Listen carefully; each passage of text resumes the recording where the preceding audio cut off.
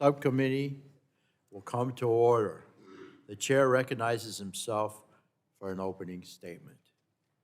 Good morning, everybody. I want to thank the chair of and the commissioners of the FTC for being here today. Thank you so much for being here.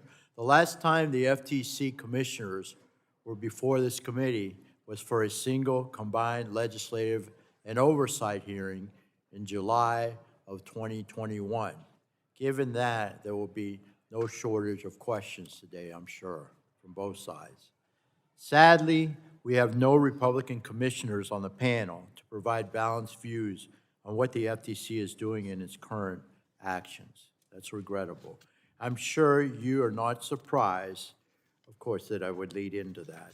But no FTC watcher can look at what has gone over the last 2 years at the commission and conclude that things are on the right track. The stretching of authorities and resources has led some to question what authorities should be stripped or whether it should even exist. I'm not in that camp.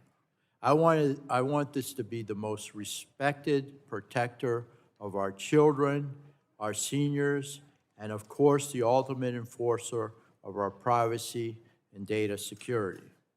However, it has become clear that these things are on the wrong course, as again, the priorities are diverted down a path of progressive pursuits that has led to career employees leaving the institution.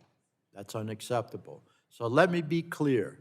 It is time that you focus on the authority that Congress has provided you. You have a laundry list of distractions from this mission with the many new rulemakings and requests for information, 6B studies that have begun and never concluded, all while continuing to lose constantly in federal court. This is not what success looks like when you're tasked with protecting consumers from harms, especially at a time when your commission released findings showing consumers reportedly lost almost $9 billion to scams in 2022, a 30% increase from the previous year. That includes over $500 million in dollars lost in my state alone, the great state of Florida. Maybe instead of carrying out President Biden's leftist crusade unsuccessfully, you could instead prioritize resources we give you to help vulnerable Americans. Sadly, we have raised these concerns before. I have continually been troubled by the FTC's unwillingness to provide substantive answers to questions from this committee regarding its decision-making process on this and other matters.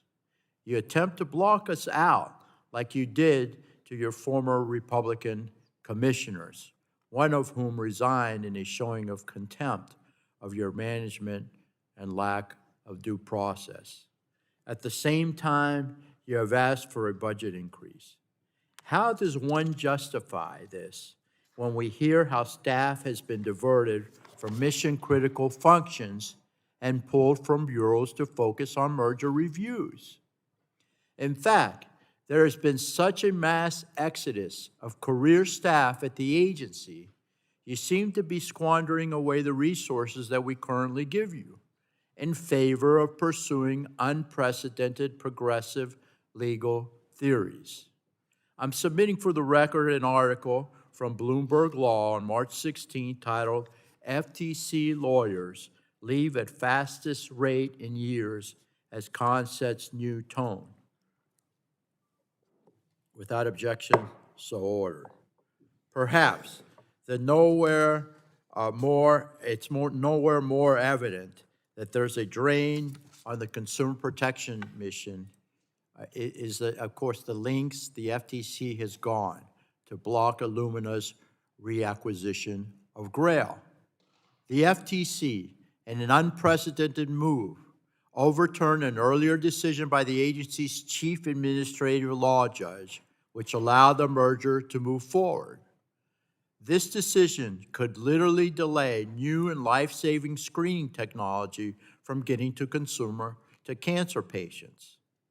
I'm submitting for the record an editorial regarding that decision from the Wall Street Journal on April 3rd titled, "The FTC's Unholy Grail." Without objection, so ordered. In closing, I implore you to please get back to what you can do best, which is to support and protect consumers. That's the goal. That's the mission. To do that, you must work within the constraints that Congress has set, rather than abusing the authorities we have provided. I look forward to our conversation and any follow-up. Thank you. And now I recognize the gentlelady from Illinois, Ms. Schakowsky, for 5 minutes for her opening statement, our ranking member.